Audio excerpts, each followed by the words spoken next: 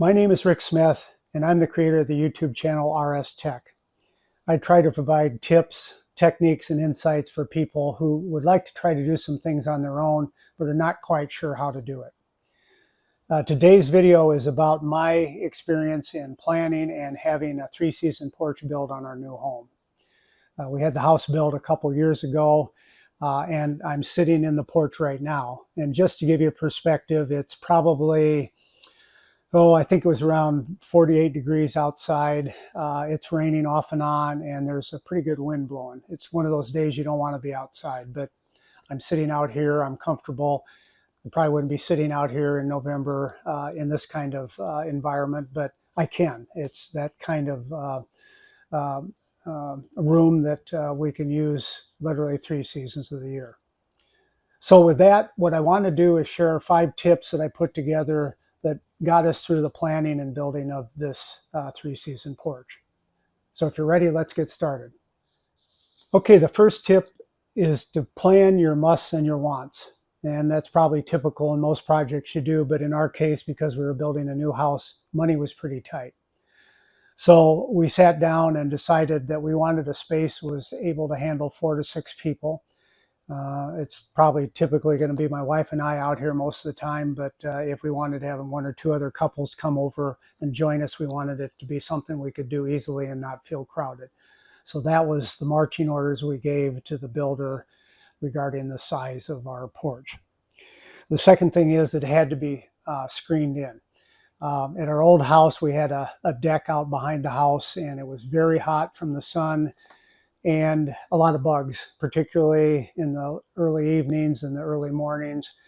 And so we said, this thing has to be screened in. We don't want to be fighting the bugs in our new new porch. The third thing was, again, make it easier for us, is be able to store the furniture we have out here in this room.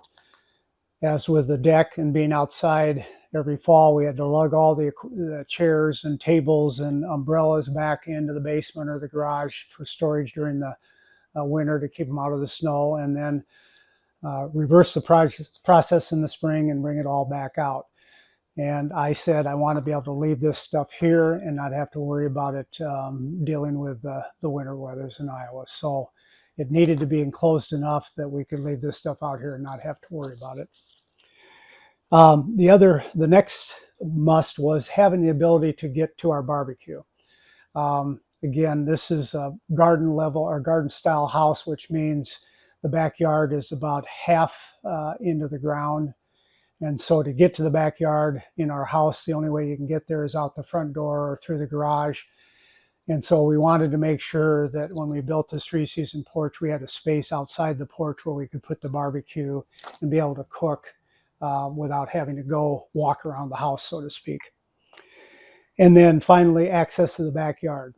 Again, being a garden level structure, the backyard is about half of the level below the house into the yard. So we have a stairway that we need to have to get to the backyard. And so the plans, not only for the 3-season porch, had to include a deck for the barbecue, but also stairs that would allow you to get to the backyard easily. So those were our musts. Not a big list, but it did help the builder understand how to construct this thing in a way that would be convenient for us and what we wanted. Okay, so we had a few wants. And as you'll see in the video, we wanted a ceiling fan. And you might say, well, all the windows you have, why would you need that? Well, you get one of those sultry hot days with no breeze and it's 90 degrees out. Having some air motion here, would be great if we had a fan in the ceiling. So that was a want. And in that case, as long as it was wired for it, we could put the ceiling fan in later. Second thing is we needed to have some power outlets. We might want to put a floor lamp out here or a radio or something like that we wanted to have power to. So we needed to have that wired in a case we wanted to use those kind of things. And the third thing was, as with anybody probably, the ability to have a TV out here at certain times would be nice. And granted, there isn't a lot of floor space around here to do it. So as you'll see in the video, we told them to wire the ceiling to have power up there and Ethernet and coaxial cable access in case we wanted to hang a TV from the wall or down from the ceiling. So that was another want that we wanted to have the ability to put in either during the build or after the build. So that's tip number one. Tip number two is make it a porch, not another room in the house. And I say that because we, at our old house, inquired to a couple builders about creating a 3-season porch. And both of them ended up going down the path of essentially adding a room on with a bunch of windows. You know, we had casement windows or double hung windows that had structures around them that took up part of the wall spaces. There was insulation in the walls. They even had plans for running HVAC ducts into this to heat it or cool it in the fall and spring time when it wasn't warm enough. And we said, no, we don't want that. So we asked them to make it like it was a porch on a deck. And as you'll see, that's kind of what we ended up with. And in the long run, it's a much more cost-effective design. Plus, it gave us exactly what we were looking for. Tip number three is kind of might be weird in your mind, but it's position the porch on the back of the house. And as you'll see, as I show you videos of this, we didn't want the porch to obstruct the view of our yard. We really lucked out. We have a huge lot that we were able to obtain, and the lot is surrounded by mature trees from other homeowners in the area. And it's literally almost like a park-like setting out here. And that's part of the reason we wanted the porch, so we could sit out there and out here and enjoy that. However, we also have a great room style layout in the house, and we have a bank of windows in that room where the family room area is of the great room. And we didn't want to have the porch block the view to the backyard through those windows. So that took some planning on positioning that on the back of the house. Also, because we have a great room style layout, the kitchen is part of that great room, and we wanted to have that kitchen area convenient to come out to here. So if someone were cooking something on the barbecue, it would be simple to come through the porch to the deck, or we could leave the door open and people could talk in there and out here. And we even added windows in the wall of the house from the great room area into the porch. So we can even open those windows so we can carry on conversations with people out here from people inside. And the extra added benefit is we get a cross breeze ventilation on the days when there's no need for air conditioning or heating, and not have to worry about bugs getting in. So having the placement in the house does make a difference, at least in our case, to make it convenient to use, and then have it a space that doesn't block any of the views of our backyard. Tip number 4 was provide floor to ceiling windows to give you that open feeling. We said this because we knew that they were probably going to propose casement windows or double hung windows as the large sizes. And as you well know, they all require a pretty good structure around them and above them and below them. And so to get that floor to ceiling openness that we were looking for, we probably couldn't get it with the typical windows that are available out there. So we asked the builder any suggestions on that, and they came up with a product called eze-breeze.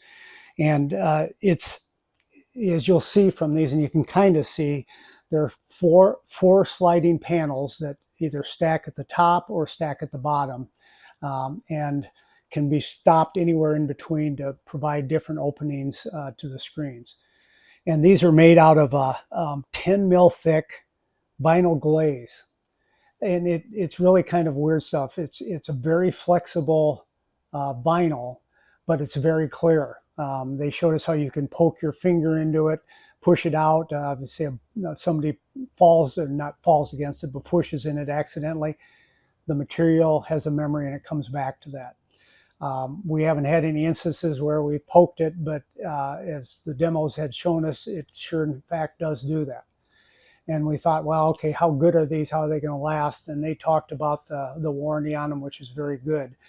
And so we said, heck, let's go with them, because it gives us, as you can see the floor to ceiling openness that we're looking for in a window. And as we get done here, I'll show you a video of how easy they are to open and close and how easy they are to take off and on for cleaning. So tip number 4 is floor to ceiling openness, and we were able to get it using the eze-breeze windows.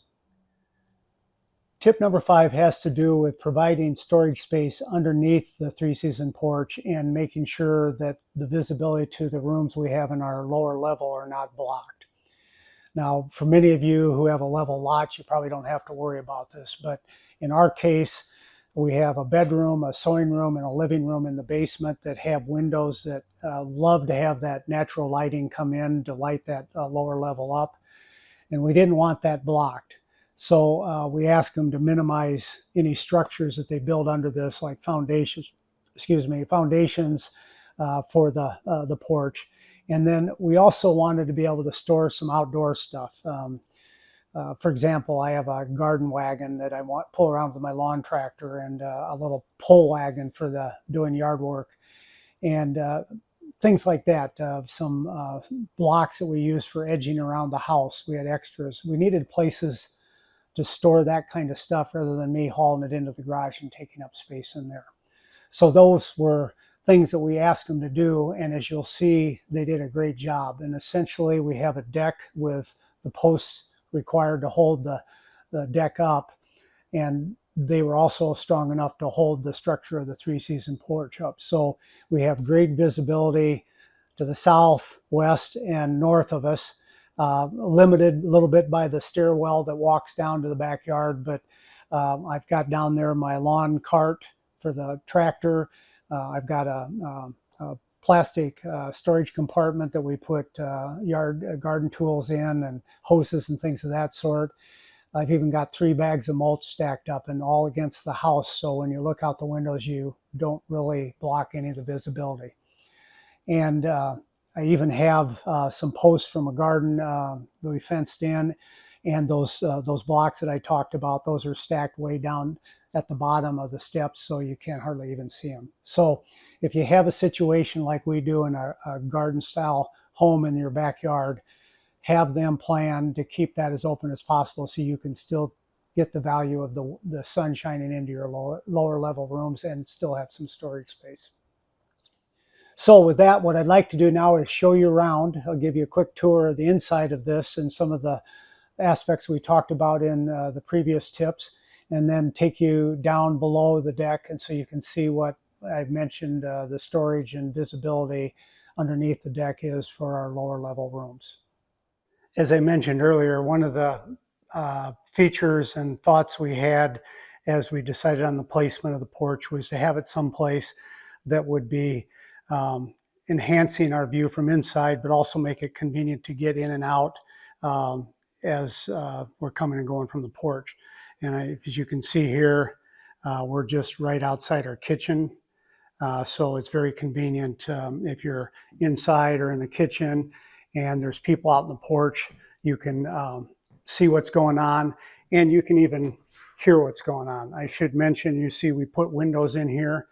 We wouldn't have to, but number one, it provided additional lighting for our dining area and our kitchen, but it also allowed us to open those up and talk to people out there while we're in the kitchen working or something like that. So basically just walk out and it's, right here. We're right into our porch. We sized it, probably could have made it bigger, but we sized it basically for 4 people. You could put 6 in here with a couple portable chairs. But we thought, at our age, we're not going to be having a ton of people over here. So having it set up like this was plenty big for our needs. And as you can see, as you're in this room, there's quite a view that we're fortunate enough to have with our lot position and the neighbors and all their gorgeous trees that they planted in their years before we moved in. A couple other things, if you look up at the ceiling, we wired it, so if you look over above the television, you can see both the power outlet and plug-ins for Ethernet and cable. We weren't sure which we'd use. We've gone with Ethernet for connecting our television. We did plan for a fan. You'd think that's kind of crazy, but in the summer, if it's not very windy out there and it's kind of warm, just having a light breeze while we're sitting out here can make a 90-degree day feel comfortable out here. Another thing that it might not be easy to see this, but this is a deck. It's not a finished floor. And if you look closely, you can kind of see a screen underneath the deck. One of our reasons for having a porch, screened-in porch, was to be able to come outside when the bugs are even bad and avoid having to worry about mosquitoes and flies and things like that. So under the enclosed portion of our deck, they put screening under the planks so that bugs can't get up through the cracks. So the other thought we went through when we were planning on this is, heck, we don't need an outdoor deck. But we decided, you know, we got a barbecue here. It'd be nice to have a way to just step outside and barbecue without having to go down the stairs to the ground. We're a garden level lot, so we have to go down to get to the backyard. So we made this deck, as you can see, I don't know, it's about maybe 6 feet across, and the length of the porch plus enough to provide us the down steps to the backyard. We also debated about putting in a stone patio or something at the bottom, but we said we're probably not going to use that. It'd be very rare, so why even deal with it? And so we just put a big stone at the bottom so we could walk into the backyard. Most of our activities are in the porch. Here's a look at the garden space underneath the deck. And as I mentioned, garden space means that the windows are partially above ground and partially below ground. So the height to get under here is not that great. I'm about 5'9" and I have to duck coming in here. As you can see, we're primed for winter. So I've got the yard waste can down here and this storage carton here to put yard materials in, like hoses and hand shovels and things of that sort. And as we come under here, just to give you perspective, there's some of my outdoor wood and remaining planks for the deck up above. And over underneath the steps are some of the stones we use, or bricks we use, for lining the edge of the house. And then on the other side of this cart is my John Deere trailer for my lawn tractor, and then in the black plastic bag is a Gorilla cart that I protected from the snow and stuff that will blow under here. And then there's some mulch that's ready for next year. So if you can see, I'm going to get down to one of these window wells here just to give you a perspective. Just to show you that from these windows here, there's still a pretty good view of the yard. When you're in the basement window in that room, you can still see out pretty much the backyard. Plus, it gives more light into the basement windows. Actually, this is a sewing room, and the other window is another bedroom. So, although I can't run my garden tractor under here to store, I can still put several things here and still keep the nice view of our backyard. I should also note, you can see up here the hose bib on the side of the house. Well, I've put a old hose underneath the deck that allows me to run the hose over to a spot where it gives me better access to running the hoses out to the yard and to the gardens where I need some extra watering. I hope you enjoyed this video. Hopefully you got a few tips out of it that you can use if you're thinking of building your own screen-in porch or adding one on. And please be sure to subscribe to this channel. I hope to have some more interesting videos to come shortly, and look forward to having you back again.